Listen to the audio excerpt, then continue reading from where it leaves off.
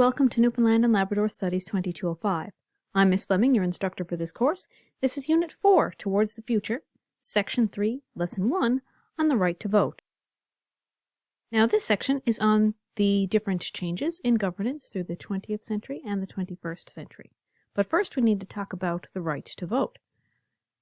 Government voting rights in Newfoundland and Labrador have undergone several changes in the last 2 centuries. Today we have universal suffrage, which means everyone has the right to vote in the population, but a significant portion of the population still does not vote. Voting is an integral part of the electoral process. Some would call it a right, and others a responsibility. So let's talk about early voters in Newfoundland and Labrador first. During the era of migratory fisheries, no form of elected government existed in Newfoundland and Labrador, and settlers were governed by appointed British governors and a naval government.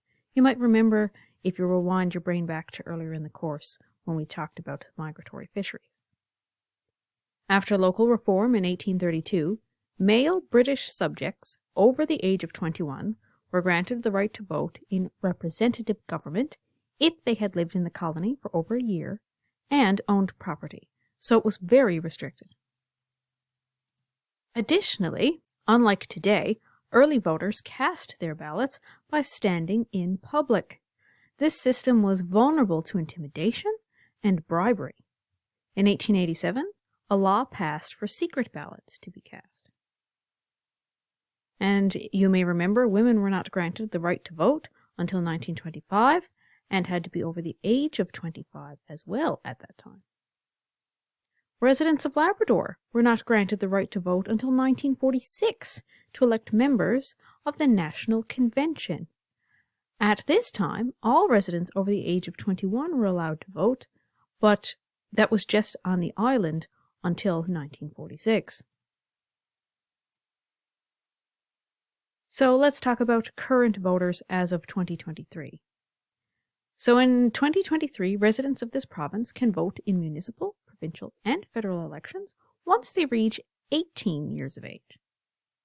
Once you turn 18, you can register to vote by providing your name, age, and permanent address to the proper electoral authorities. You will then receive a voting card with your polling station, so you know where to cast your vote. So for example, when I vote, I have to vote at a close-by public building, so sometimes it's my local Legion branch, or a Kiwanis club, sometimes it's in a school or a church hall.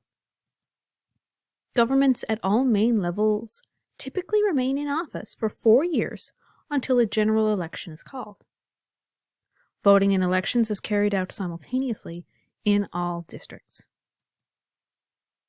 Next, let's talk about the electoral process. Once an election is called, there are several ways to vote. So you could visit a polling station on election day. You could apply to vote in an advanced poll, depending on your circumstances, or you can apply for a special ballot and vote by mail. As a citizen in Newfoundland and Labrador, I've actually done all three at different times in my life, depending on the situation. Our municipal, provincial, and federal systems use a first-past-the-post system, which means the candidate with the most votes wins. They don't necessarily have to have more than 50% of the vote, just as long as they have the most. Some districts may have only 2 people running in them. Others may have 4. If a party has more than 50% of the seats, they form a majority government. Otherwise, they form a minority government. The leader of the party, with the most seats, becomes Premier or Prime Minister. So we don't have a separate election for Premier or Prime Minister the way that it would be done, say, in the United States, because remember, we follow a British parliamentary system. Lastly, let's talk about youth voting, so directly related to you. Despite the different options to vote, youth, which refer to ages 18 to 35, have the lowest voter turnout rates as of this recording of the video, which is in 2023. In a survey on youth voting recently, most young people claimed they did not have enough information about their local candidates in order to form an opinion, amongst some other reasons. So if we take a look at this chart, now it is a little bit fuzzy, and unfortunately I couldn't get it fixed. So if you're having trouble looking at it, you can find it on page 471 in Newfoundland and Labrador Studies Selected Topics. But as you can see here, 30% of the youth that participated in this survey felt that they did not know enough. And then different other reasons are less and less. It is important to vote, and you have to have your say in how your town, province, or country is run. Everyone has opinions on how things should be done, so utilize your right, your responsibility to vote in those elections. By taking part in an election, we choose our political leaders and help our democracy work. So now it's time to review. I'm going to ask you to please complete the activities in Brightspace, and I hope you have a great day.